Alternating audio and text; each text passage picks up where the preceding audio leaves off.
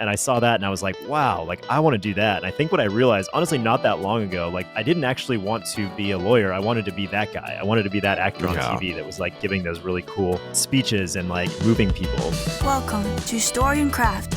Now, here's your host, Mark Preston. All right, here we go. Back again, you and I, doing that thing we call Story and Craft. And my name is Mark Preston. So if this is your first episode, hey, thanks so much for stopping by. We're just hanging out here. Ranger, my 10-month-old golden retriever, next to me, looking at me right now. There may be a bark. We're not sure. Just hanging out here on the coast, South Padre Island in Texas, and just overlooking the beach here. A beautiful view of the Gulf of Mexico. Take that, Google Maps. And just enjoying the opportunity to bring you today's episode, sitting down with actor Steven Krueger. He is on the Showtime and Paramount Plus with Showtime show Yellowjackets, which, if you haven't had an opportunity to check it out, very cool cast. Melanie Linsky, Christina Ricci, Juliette Lewis, Liv Hewson, Samantha Hanratty, one of my favorite young actors, Sophie Thatcher. Enjoyed the opportunity to sit down with Steven and talk about his career, which has had him on shows like Pretty Little Liars, The Originals, and third season of Yellowjackets, which comes out today, February 14th. By the way, happy Valentine's Day. Hey, I always ask, little favor, the website, head on over, storyandcraftpod.com, but specifically storyandcraftpod.com/rate. It's a way for you to drop a review, follow the show, which is really helpful, helps people to discover the show. When you leave a review, leave some stars, but of course, if you follow Story and Craft, you get a notification every new episode that rolls out. You're the first one to know, or one of the first to know, of course. And of course, you can send me a note. Why not? You got something on your mind? Shoot me a note, an email, and I'll just give it to you right now. It's just hello@storyandcraftpod.com. You can send a note through the website as well. You can even leave a voicemail. I do appreciate the notes I've been getting far and wide. Folks are listening, and it makes me get all warm and fuzzy. So thank you for making me feel warm and fuzzy. Let's jump right into it. Today, cool guy, talented actor. It is Steven Krueger Day. Today on Story and Craft. Where are you joining me from today? I'm in Nashville, Tennessee, permanent residence as of I don't know, like a year ago or so. I relocated to Nashville. I was in LA for quite a while. Actually spent the last 4 years, honestly, like a vagabond, just kind of like 6 months at a time here, 6 months at a time there. It's that actor life. We go where we have to. That's one of the things when I started off my career many, let's just say a long time ago, I was working in radio. I was like, there we go. Good enough. I had one of those few jobs that you just could not travel around for. And I always interviewed my friends that could travel for work. And I was like, I want to do that. And then I started seeing that, the traveling is like, kind of wears on them after a while. They want a home base, Yeah. Are you originally from Tennessee, or is this just Nashville was just the destination? No. I grew up in Florida, spent a lot of time in LA, and my partner now, my girlfriend, lives in Nashville, and she has a couple of wonderful little children. So she's kind of tied here for the foreseeable future. So that was kind of always part of the deal when we first got together. Well, that's awesome. This is going to work out long term. It's going to have to be in Nashville. So in this industry, where we can kind of work from anywhere. Yeah, Nashville's kind of like Austin is down here in Texas. Like a lot of people are moving, cost of living in LA, and just lifestyle. Yeah, it's one of those. It's one of those spots. I think you're right. Yeah, people are coming from New York. People are coming from LA, either coast, and just finding these cities that are kind of in the middle of the country. And it's been great, honestly. I like it here a lot. And like I said, this is I'm sure you've experienced this a little bit as well, but people in the entertainment industry now, especially within the last, I don't know, call it 3-4 years, COVID really kind of like jump started it, I think.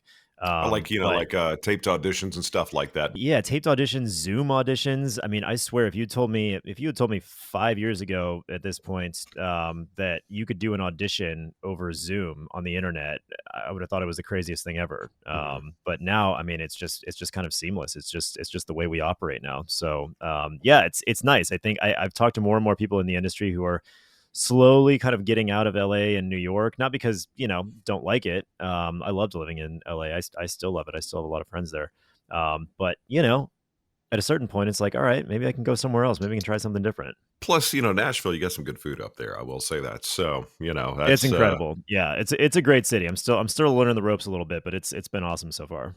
so you a fan of country music? I mean, obviously that's the natural Yeah. question to ask. I am. Yeah. I love country music. And honestly, I mean, everybody associates Nashville with country music.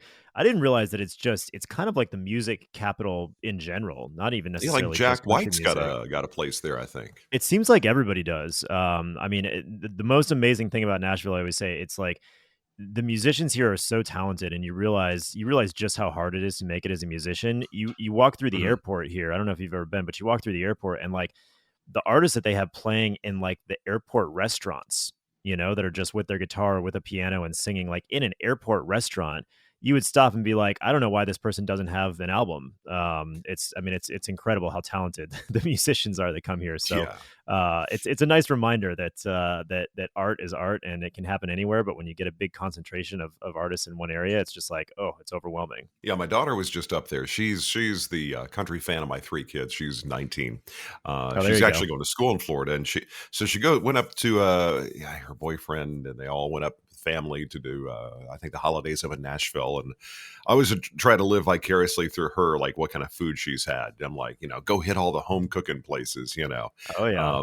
But she's the reason why, and I mentioned this before on the show, that you get your Spotify end of year, like wrap Oh, up, the like what was raps, the right? number Yeah. one song. Whenever we're in the car, she's always in control of the Spotify. So it's like, I have a really eclectic taste. It's all over the place. And then, okay, Morgan Wallen was like number one by far. I was like, how did that happen? Oh, my daughter, Yeah. because Yeah. she refuses to let me control my own Spotify in the car, you know. That Um, happens. I don't. I'm scared to think with a 9-year-old and a 4-year-old in the car half the time. I'm like, I don't know exactly what my top song played would be. as long as it's not Baby Shark, you're good to go. That's That's probably on the list somewhere, but hopefully it's not at the top. Now, where in Florida did you grow up? I grew up in Sarasota, so like west coast of Florida, Tampa Bay area. I don't know. Where's your daughter going to school? She's down in Boca Raton, a small university down there. Yep. She likes the beach. She's kind of like me. Yeah. She wants to be near the beach, and she just informed me yesterday she's doing a study abroad next fall. So it's like I like Ooh, where's she yeah. So going? I don't know. She's already done Spain and yeah, Spain. She did a study abroad last year. On her Spain is the gap classic year. one. Yeah, she said Germany. She wants to go back to London, and where's the third place she was telling me she wanted to go? Oh, I forgot. But she's going to spend the whole semester there. So I'm like, okay, all right, well, yeah, she's feeling that like, oh, I'm an adult or legally an adult now. So she's kind of feeling that and kind of doing her thing, like traveling to go see her boyfriend during, like just got an alert on my phone on like that Life 360 that she was at the airport. I was like, what? I was like, okay. So it's like, she's not trying to drive me nuts, but the virtue of the fact she's a 19-year-old, I'm worried, she's got a lot of chutzpah. I don't worry about her, but as a parent, you just always worry, that's your job. That's what I've Um, heard. Yeah. you grew up in Sarasota. Don't didn't they do a lot of like baseball, spring training? Didn't they do that there for I a think yeah, spell? there's some baseball spring training. I believe the Orioles are there. Yankees are up in Tampa, and then what else is it known for? It is known for at one point we were ranked like the number one beach in the country. Really? Yeah, it's one of those beautiful like white sand beaches that just feel. I mean, it's like powdered sugar. You step on it, and it's just. I mean, it's soft and it's gorgeous. So I think we had the number one beach for a while. Who knows if we still are? And then the circus. That was like where John Ringling kind of settled down. So there's like a whole circus culture there as well. They have like the Ringling Museum and the Ringling Mansion and all that kind of stuff. So that's also a big deal I gotta. there. I'm just gonna use that phrase at some point in time today. Circus culture. Like maybe when we refer to the politics right now as that. Circus I think culture. I think that could be applied. Yeah, I think that could be applied appropriately to politics, to entertainment, to business. I mean, pretty much anything at any given time. Now, growing up in Sarasota I mean, how did you find your way into doing this? Were you in high school like theater and stuff like that, or was it always an aspiration, or is this kind of a happy accident kind of a thing? It was both. I mean, I had the aspiration when I was young. I did do a lot of high school theater and that kind of stuff. I grew up doing it, but it was never I mean, it was never a career aspiration. I don't to me you have to be batshit crazy to actually choose this as a career. And I just remember when I was young, it was like, this is a thing that you do for fun. This is a hobby. This is not a Mhm. career. So that was just always in the back of my mind. And it ended up being kind of a happy accident. How I fell into it. I found myself in Los Angeles after I graduated from college, gonna go to law school. Take a couple years off, and in the meantime, I was like, maybe I see what happens. Maybe I get back into acting a little bit because it's so fun, and do that for a couple of years, and if nothing happens, then I go on to law school, as was the plan. Um, but yeah, as I think a lot of people in their own industries probably find, you don't often study, and I'll be curious. I don't know what your daughter is studying, but one of the things that I've learned is just friends, family. Not very many people these days end up studying the thing that they ultimately end up doing for their career. So, You mentioned the lawyer thing. I know a lot of people mhm. do that. I've got a cousin who went to Brown, then he went to Harvard Law, then he ended up Yeah, just not wanting to practice. A lot of people will use it a lot in entertainment. A lot of agents, will have yeah, had that, but they never practice law. It's just, my son right now is a pre-law, which is, I think, philosophy and some other. I forgot what the other thing was. It's just like a minor, but it's a pre-law track he's on. But he's still not sure. He yeah. graduates next year. Doesn't know what he wants to do for sure. And I think that's okay. A lot of school and when you're young is learning what you don't want. I think what doesn't fit. Now, where were you thinking of going to school, or where were you going to school? I'm sorry. I went to UVA. I went to University of Virginia. Okay. That's where I did my undergrad, and then I think I had moved to California not just for this internship, but I also had grand designs of going to school in California for law Hmm. school. And yeah, I mean, I will say people often ask me because I started this career a little bit later in life. So many people start this when they're children, or Oh or yeah, they yeah. move out to Hollywood when they're 18 years old, and that they don't really do college. And a lot of people have asked me that because the disadvantage to the route that I took is I didn't really start working until I was 20, maybe 7, I think 26, 27, and like really start working and supporting myself until I was almost 30.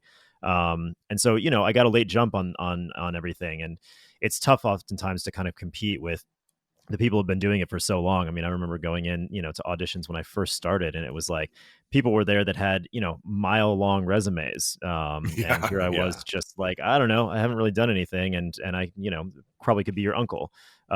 So, it's one of those things. But I think the real advantage of going to college, because I wouldn't do anything differently. Like if I could do it all over again, I would do it exactly the same way.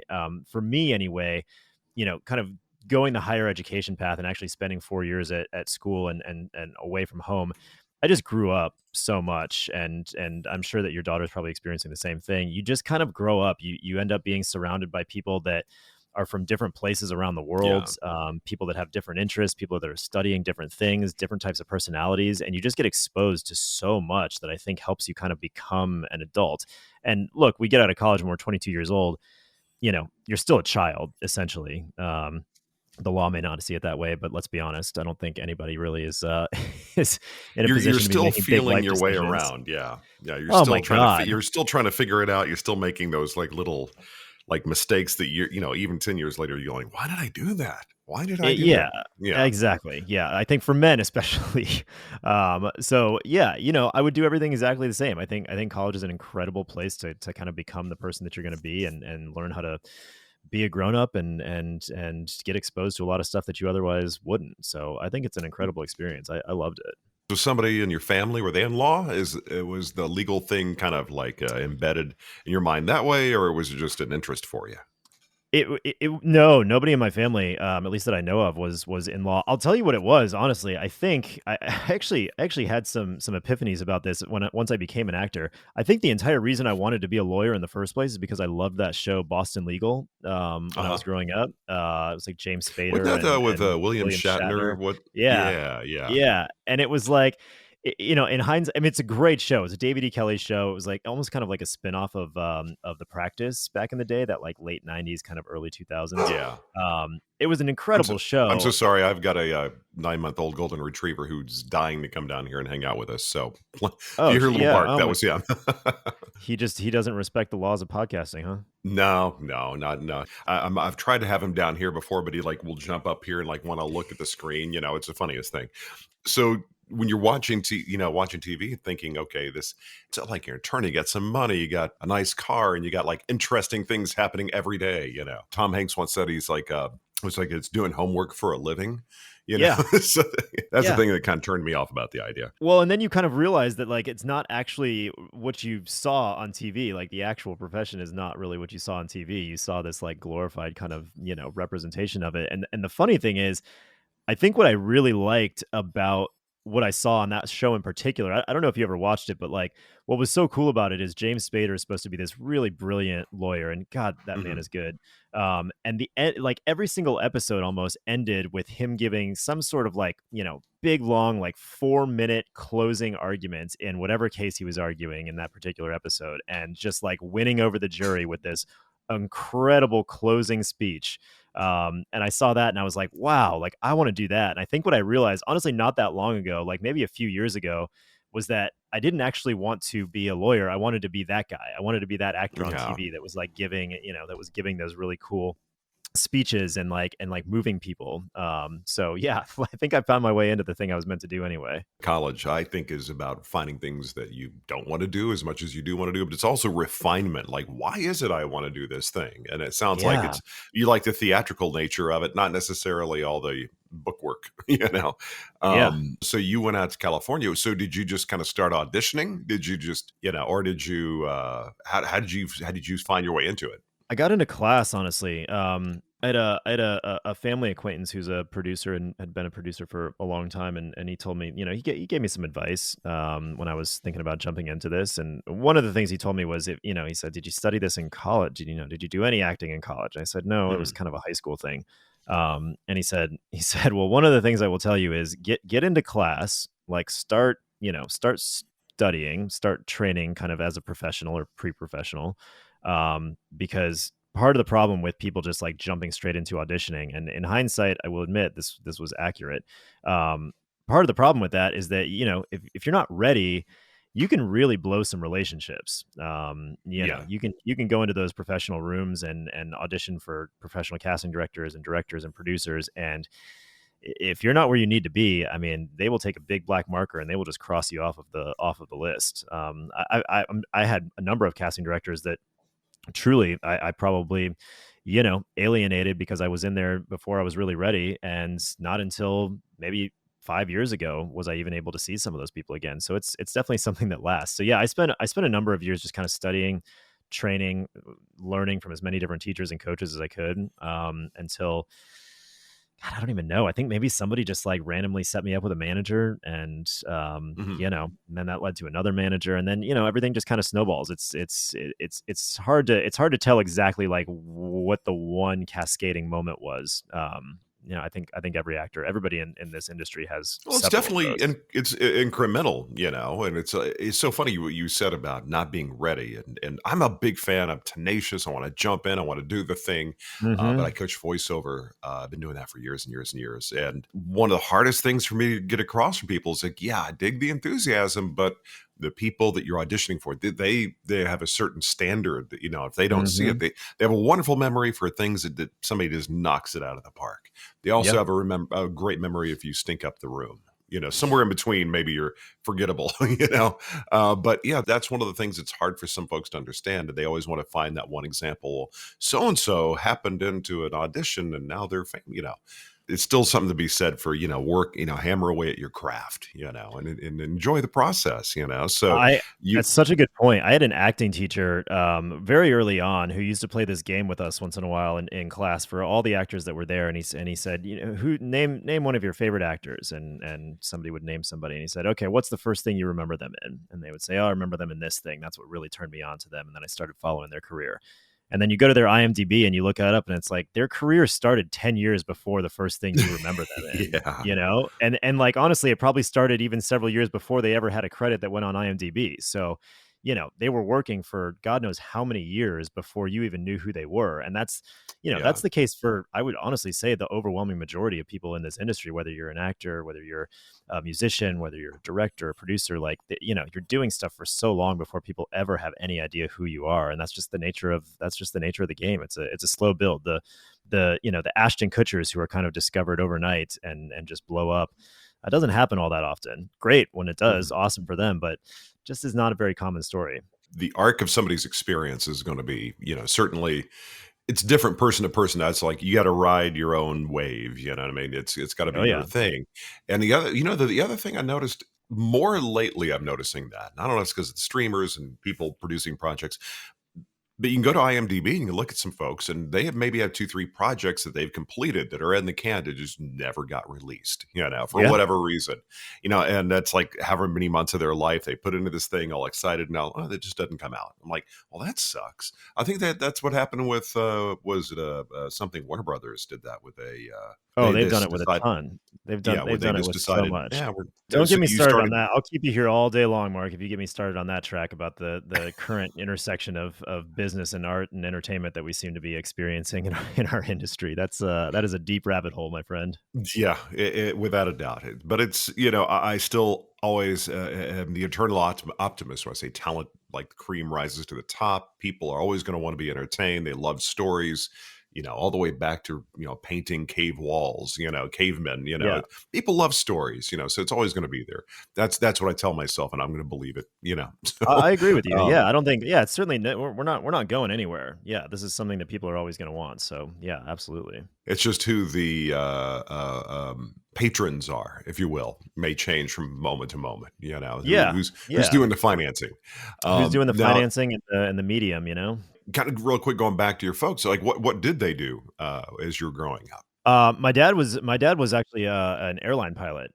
He was an engineer by trade, and then was in the Air Force, and became a pilot. And my mom was an esthetician. She was a stay-at-home mom for a long time, and then became an esthetician a little bit later in her life. So, this was something, somebody going into the arts. Very bizarre for everybody Y- involved. As an esthetician, she's probably like hyper aware of like what you're looking like and stuff like that. I think at one point she was actually this my mom actually, ended up passing away when I was younger, so Oh, I'm she sorry. never actually got to, see me kind of become this. She actually passed away when I was a first year in college, so, the irony of the story and the kind of full circle nature of the story that I love is that my mom was the kind of the one who pushed me into an acting class in the first place when I was God, what was I? A freshman in high school?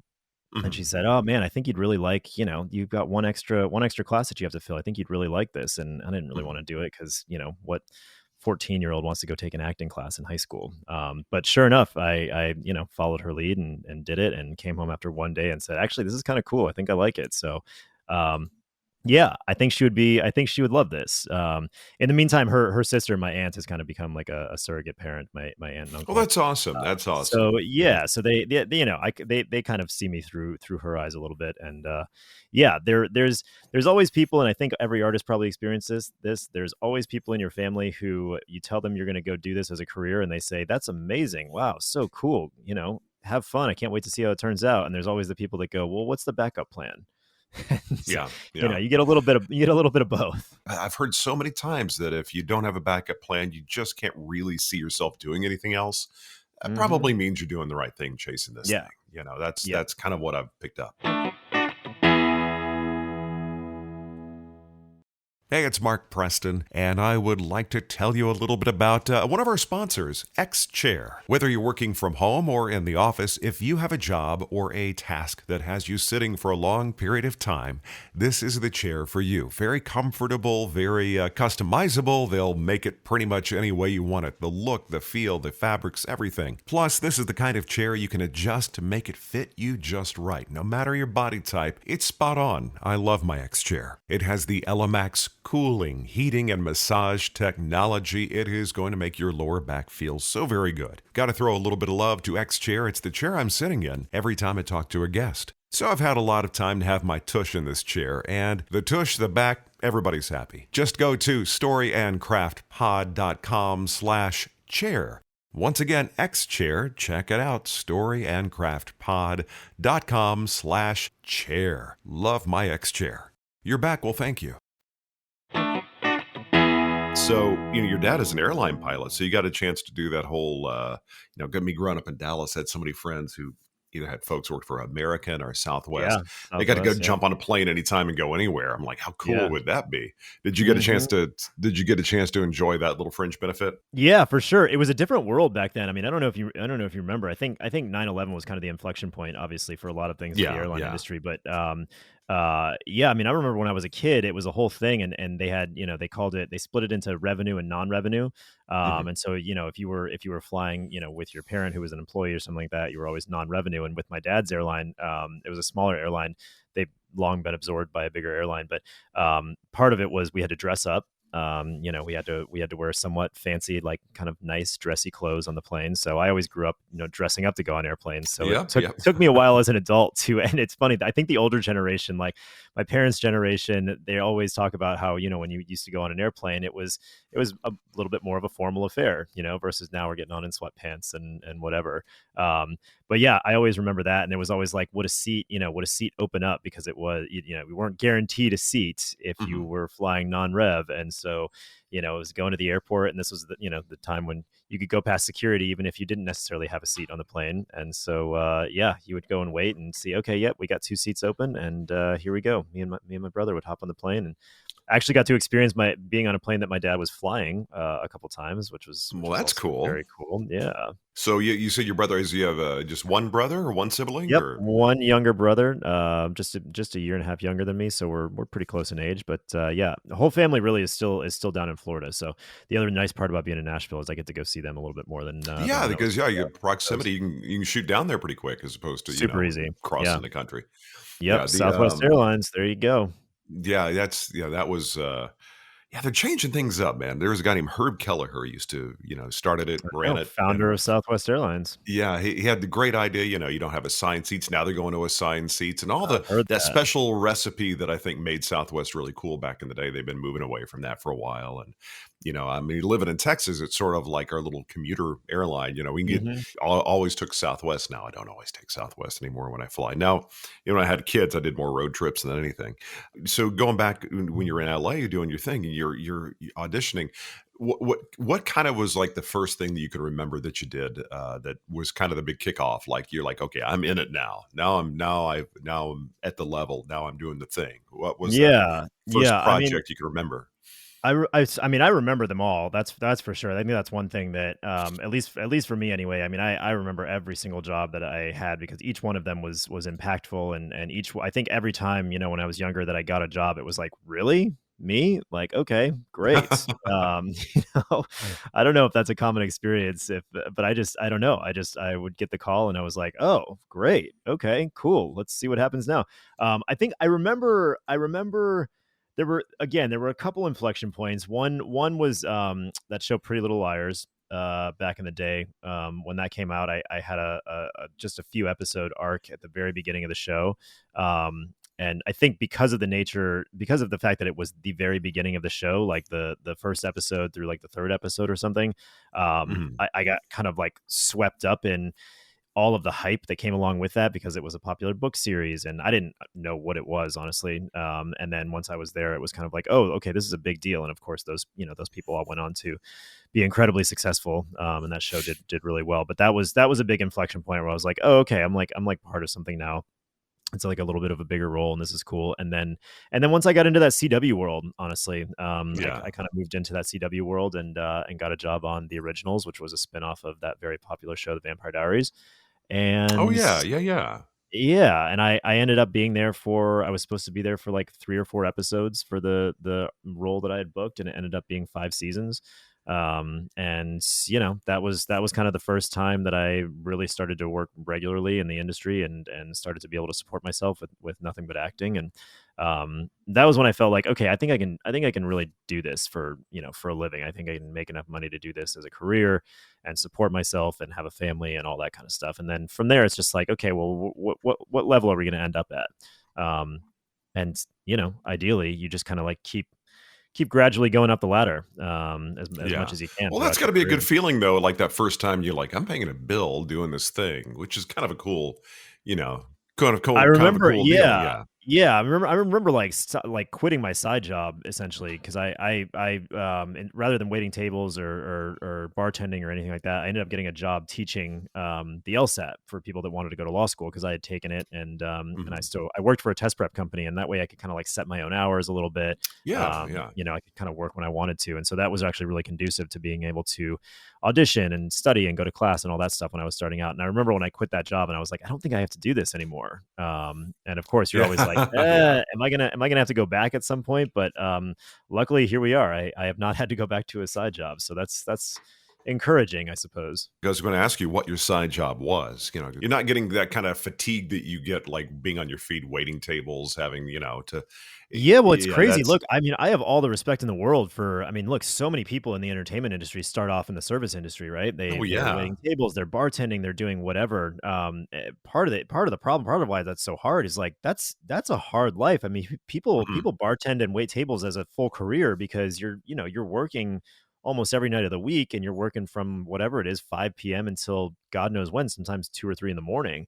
And I just remember, I mean, a lot of times, at least back in the day, you would get an audition at like, 6 p.m. at night and it's like, hey, they want you there tomorrow. So, if you were at a job, it's like, when are you actually going to get to work on this audition before you go in? So Yeah, it exactly. was nice to have something that, I could do that I kind of set my own hours and just work around. And it just fit in like a puzzle piece. By the way, going back, you said the Pretty Little Liars. I've spoken to somebody who was on the show, and it's going to drive me nuts the rest of the day. But it did have a pretty eclectic, cast, and the folks that went off to do really cool stuff. So Oh it's like, yeah.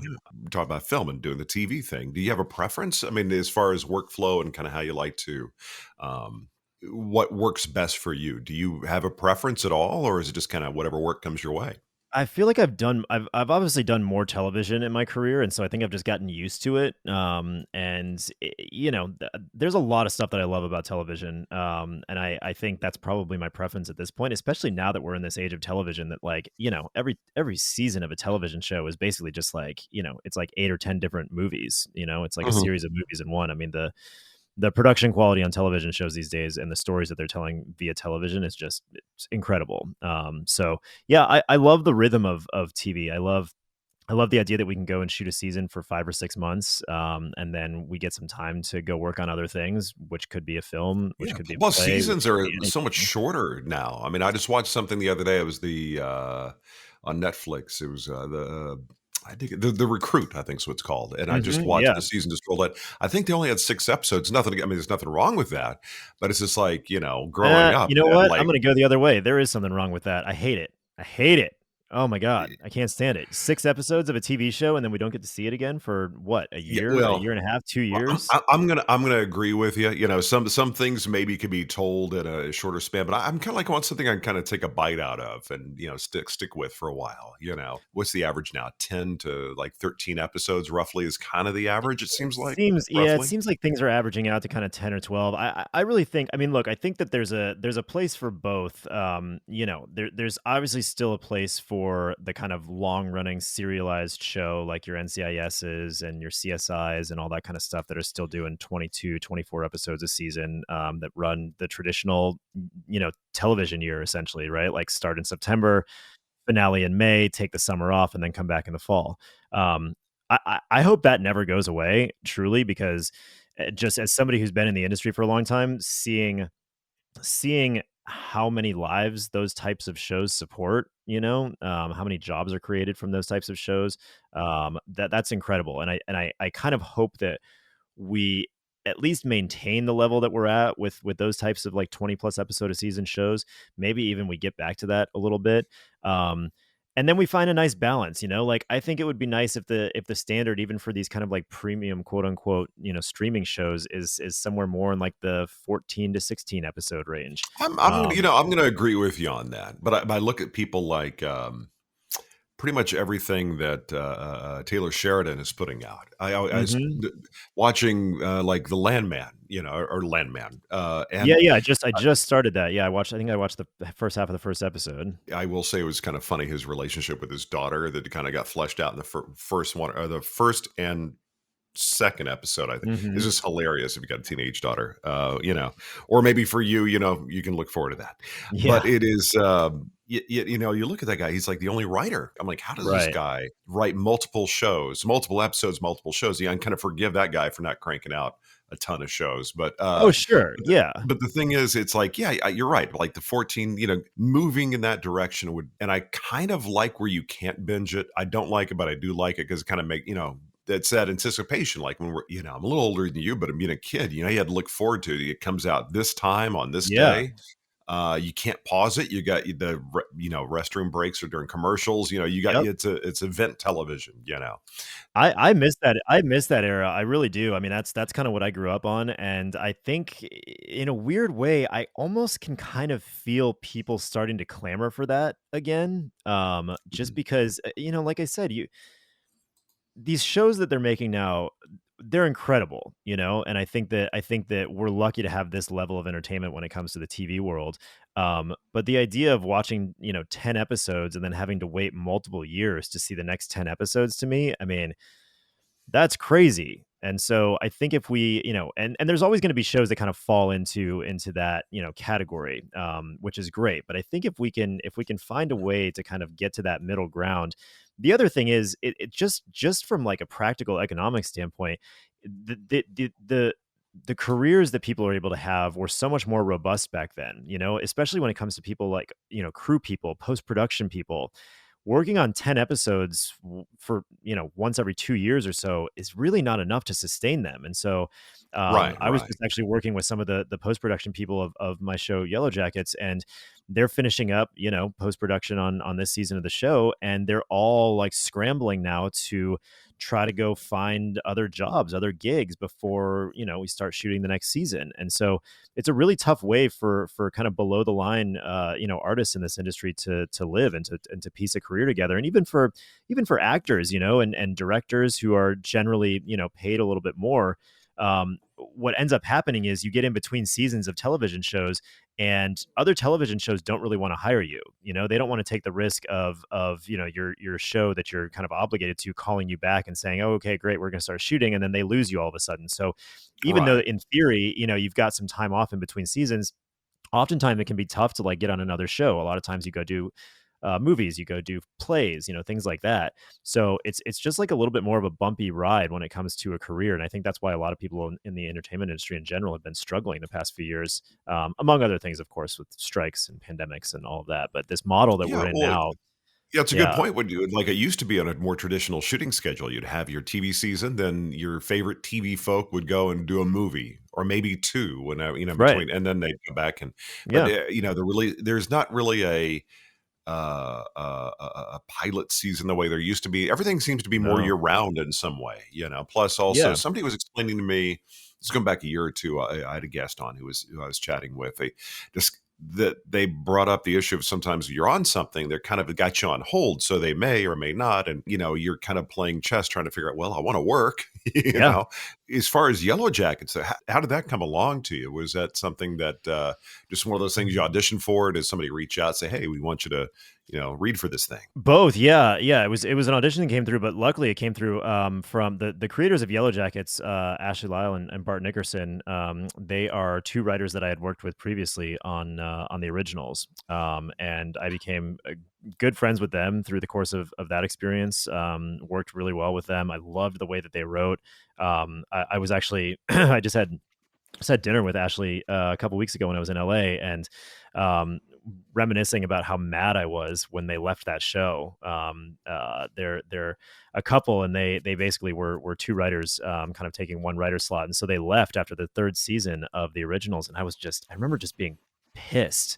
Mhm. because I loved the way that they wrote, and they always wrote really well for me specifically and for my character. And I thought, oh man, well if they're gone, is anybody going to write as good a stuff for me as they did? And I remember them specifically saying like, we will see you again at some point. And so when this script kind of found its way into my inbox and I read it, I thought, oh man, this is not only was it one of the best pilot scripts I had truly ever read. I was like, it's Ashley and Bart, and I couldn't imagine anything better than going to work on a show like this with people that I really respect and admire and get along with. Yeah, especially when you've got a show like, you run on the originals, a long time. I imagine, they like to say movies are a director's medium, but, TV's more of a writer's medium, because you cycle in different directors for, for the show. So you kind of really get married to this character and you really know, your character maybe in a way better than even the director does, Yeah, So oh, it's yeah. kind of like Oftentimes you do, yeah.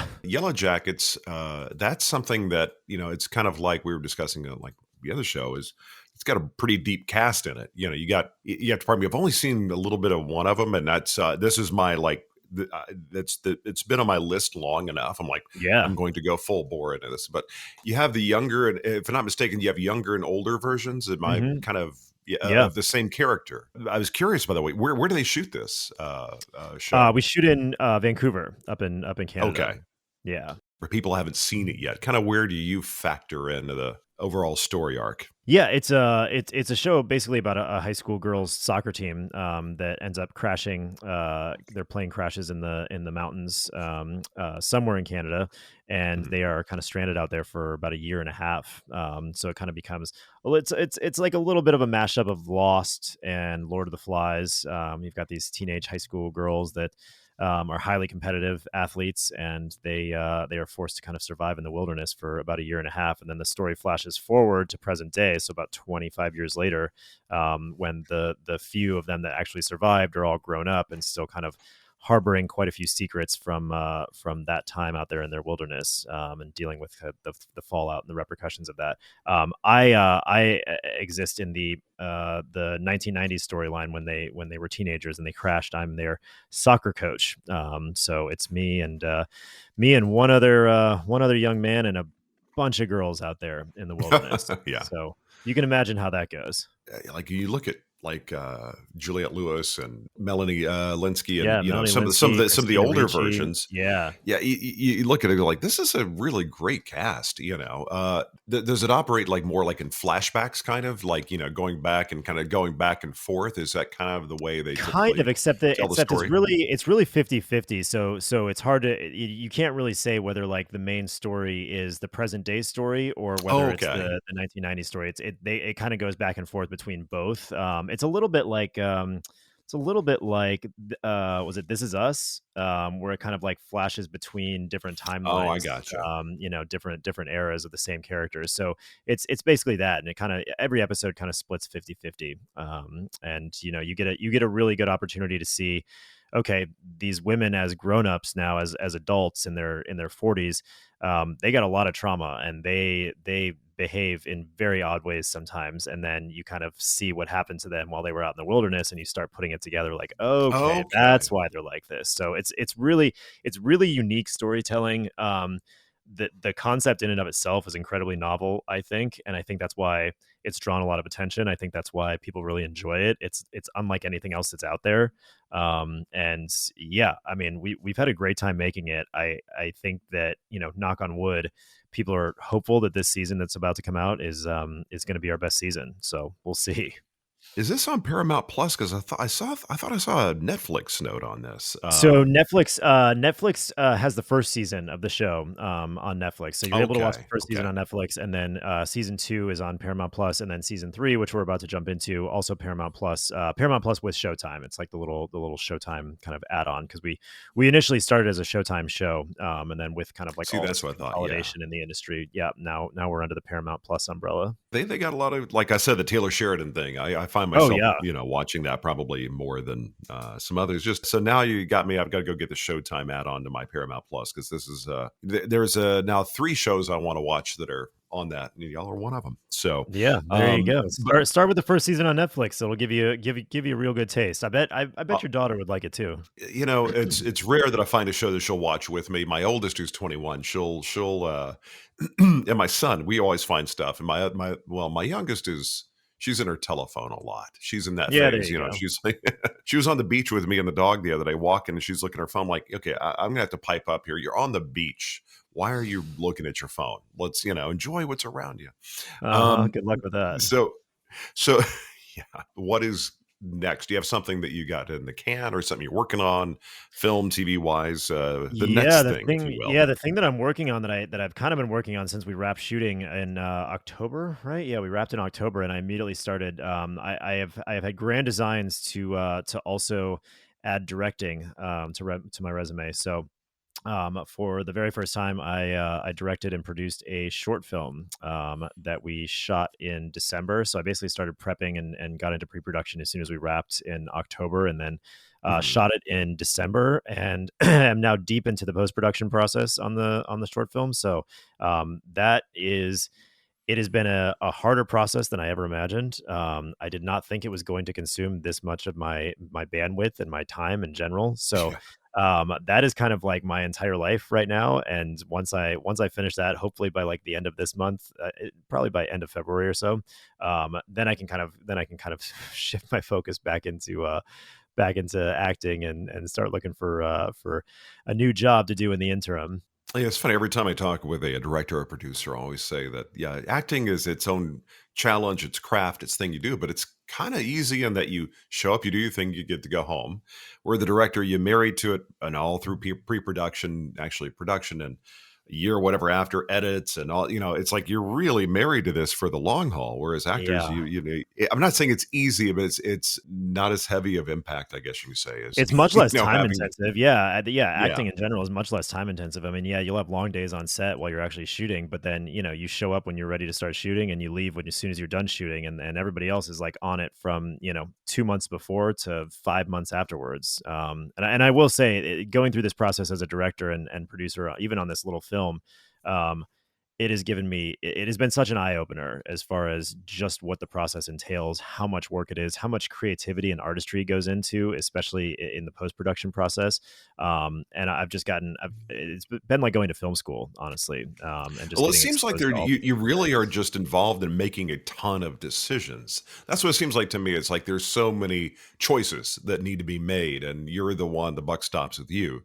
And that could be kind of like after a while, it's like it would seem like it would get a little fatiguing after a while, but it's after, music and even the way the light looks and, all these different little small choices that really kind of aggregate into this overall experience that I always thought the whole process was cool to, like when there's a show my son likes to watch. It's on Netflix. It's a series. I think the movies that made us or something like that. They go back Mm, into like 80s movies like Die Hard. How did it get made? And you sure, yeah. really look at these movies or TV shows that how did this actually ever come together? It had so much stacked against it. You maybe cycle through directors and all that, and you finally go, wow, it's a process, and it's amazing when you see it how anything ever gets done. But That's certainly the lesson I've taken away from this experience. It's like I commend anybody that gets anything made because I've now seen firsthand just how difficult it is and how challenging it is.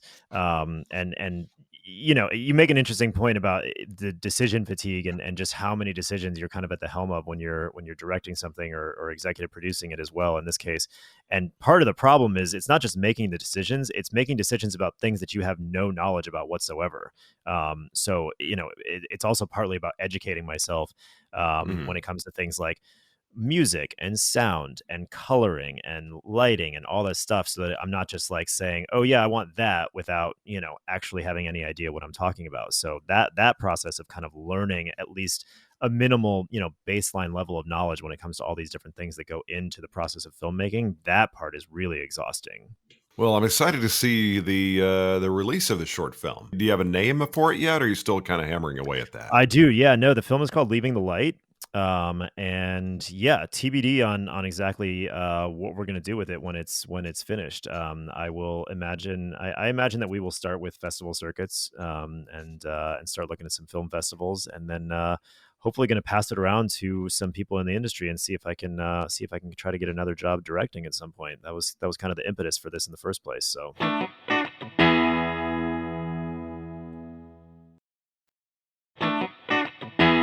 Before we get running, I've got it with something called my 7 questions. Always kind of wrap up with that, a little Oh, I extra like it. fun I like to throw out there. First, and I always talk food at least once in every episode. It's kind of my thing, apparently. But the first question I always ask is, is your favorite comfort food? A thing you always default off to. Great day, crappy day, it lands just right for you. Pizza, no doubt. If I need a healthy comfort food, then pizza with vegetables. So if you're not necessarily shooting for healthy, you're going for, okay, this is my jam. Then I go Figure then I if go then I go pepperoni, jalapeno, and pineapple pizza. Righteous, I'm digging that. A little Yeah. spicy, salty, sweet going on. Mhm. That's a righteous combo. But If you well, haven't are tried you it, like I mean, get on it. Trust me, it's life changing. so pineapple, pepperoni, and jalapeno? And Yep. I'm a Texan, so jalapeno has always been kind of part of the plan. But do You'll you like love a it. thin, crispy crust, a regular crust, or are you like a deeper dish kind of a guy? I'm certainly not a deep dish kind of guy. Sorry for everybody that's from Chicago. But no, I'm good with a thin crust or kind of a regular hand tossed crust, New York style. Next question I got for you is, if you were to sit down and talk story with 3 people, living or not, you're going to be spending the afternoon having coffee with them. Who would 3 people be you'd like to sit down with to talk story for a few hours? I would love to sit down with Meryl Streep. I would love to sit down with Barack Obama, and I would love to sit down with Roger Federer. Very cool. Very cool. Yeah, Barack Obama is one that pops up I bet a regularly. lot. Yeah, he's probably on a lot of people's lists. I would like to have like people always ask dinner with you and 3 other people. It's like that would be my dinner table, me and those 3 people, and I got to Very, imagine it would be very entertaining. yeah, Roger Federer, is talking to somebody who's like the top of their literal game. It's like, what's that like, to perform Hmm. at I was that a I was level, a tennis player growing up, so I watched him growing up, and he was always kind of a hero. He always enjoyed tennis, not really good at playing it though.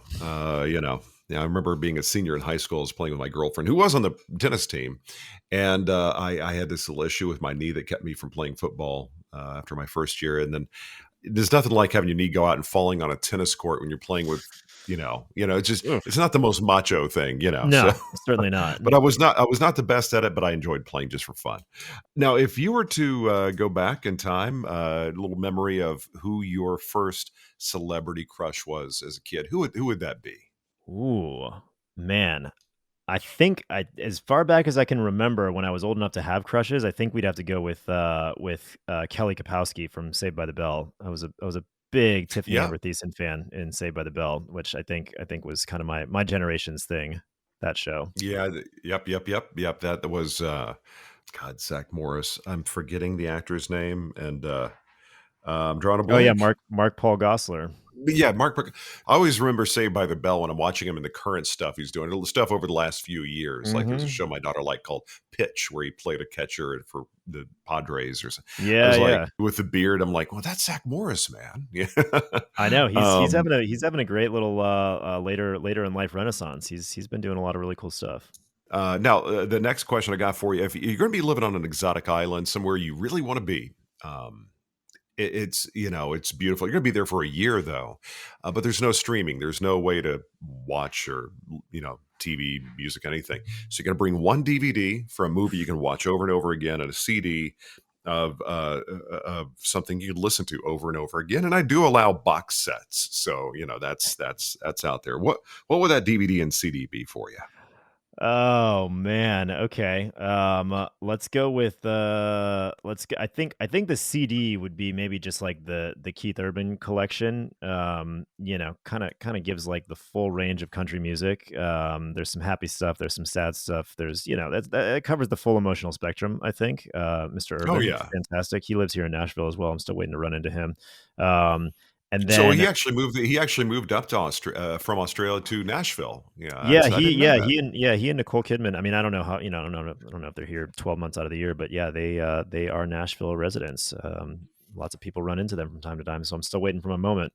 Um, I think the DVD, I think the movie, look, if you're on an island and you got nothing else to watch, I think it's got to be a comedy.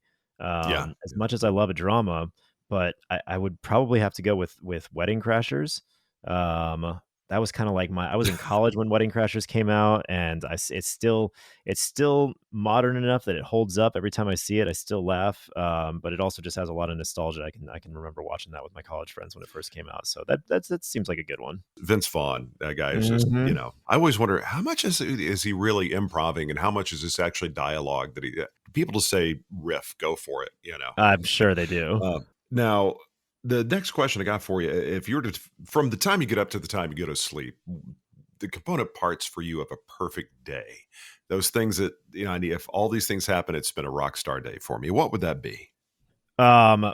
Something broad categories, something creative. So whether I'm working that day on set, whether I'm, working on the short film, whether I'm writing something, anything where I get to, do something that is career related and creative. There's got to be at least a couple hours worth of that in the day, if not more.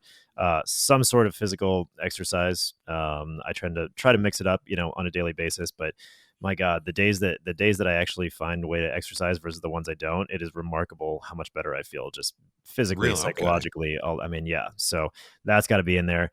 And then let's just say that the third component, there's got to be one really good meal in there as well. I think, if we don't have a good meal at least at some point in the day, then it's hard to call it a successful day. Was there anything in particular, like, this would be beyond pizza? What you're like, okay, this kind of, well, pizza, it's a meal. Don't get me wrong, but you're talking maybe something like, you got some Yeah, different either like a components good to it. either like depending on, the day of the week, if it's like a good home cooked meal, if you're grilling something and you open a nice bottle of wine and you can sit outside and like have friends over, that is an absolute dream. The weather is nice.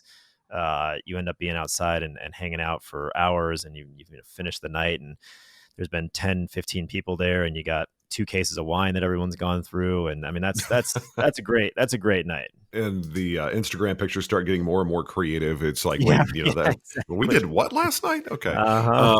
that's very cool. I like that. Now, the last question, or next last two questions I got for you.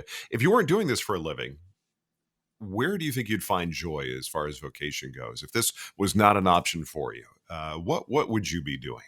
Funny enough, in the recent past, I have started to enjoy the idea of like home maintenance, and it might be because I'm living in essentially a 100-year-old house for the first time, and so there's always stuff to do, and I find it kind of enjoyable, and I keep reading about the new millionaires in the US are the ones that are plumbers and electricians and own their own companies because these are things that everybody needs. And I just find it, I kind of find it fascinating. I've been really into just learning about home maintenance lately and like all the different things that can go wrong and how you can fix them and all that kind of stuff. So I think I would maybe have some sort of blue collar thing where I got a tool belt and I go over to people's houses and I fix whatever's wrong, whatever they need fixing because man, I can tell you in our experience over here, it's like somebody comes over and fixes something and it's like they are God. It's like, thank you for your service. I appreciate it. I don't know what I would do without you. I think we've undervalued the trades for a long time. I know, Oh, like the high school yeah, I went to was, really, it wasn't because of me, but it was one of the, it was a very competitive, very, 90+% of the kids went off to college, Um, and so, but the mentality was you got to go to college. Anything kind of less than that, or yeah, anything same. that deviates from that. But if you look at like my daughter is dating a fellow he's 19 and he's I think already making like $45 an hour or something, doing something. Incredible. He did some trade training. I'm not totally sure what he does. I still haven't met the kid yet, so that's like a thing too.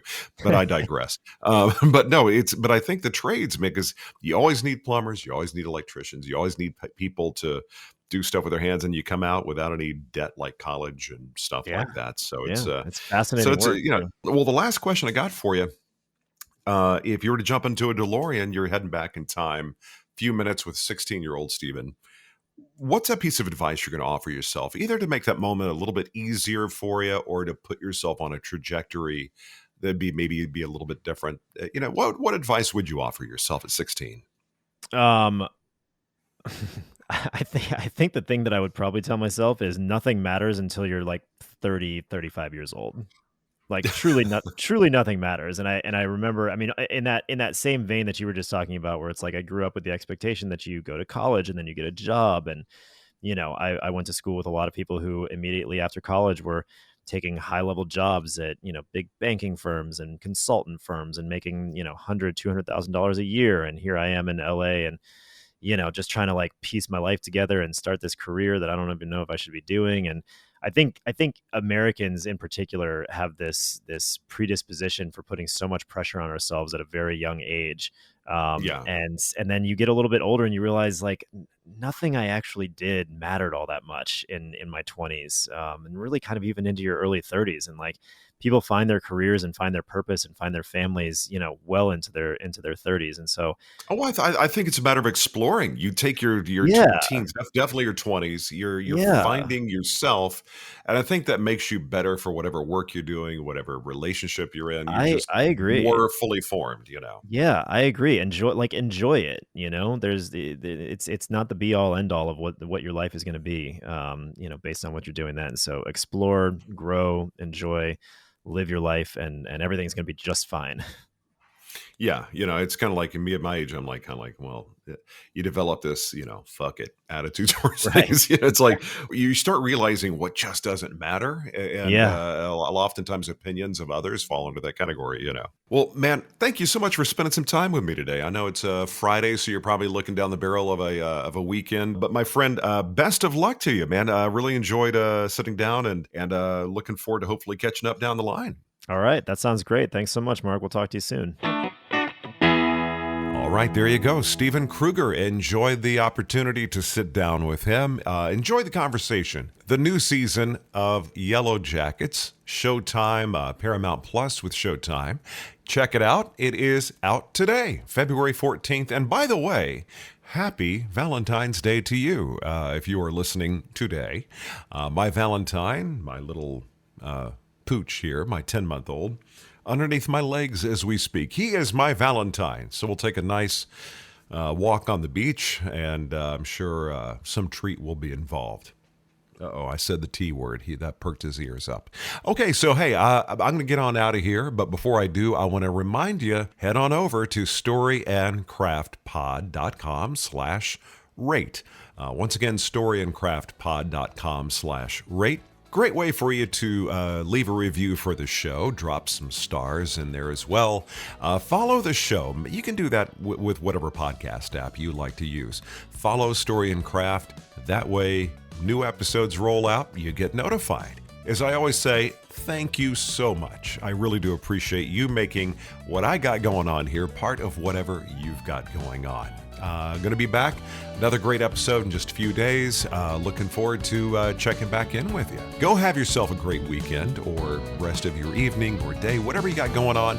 Have a great one. And I'll talk to you next time, right here on Story and Craft. That's it for this episode of Story and Craft. Join Mark next week for more conversation right here on Story and Craft. Story and Craft is a presentation of Mark Preston Productions, LLC. Executive producer is Mark Preston. Associate producer is Zachary Holden. Please rate and review Story and Craft on Apple Podcasts. Don't forget to subscribe to the show on Apple Podcasts, Spotify, or your favorite podcast app. You can subscribe to show updates and stay in the know. Just head to storyandcraftpod.com and sign up for the newsletter. I'm Emma Dillon. See you next time, and remember, keep telling your story. Come on.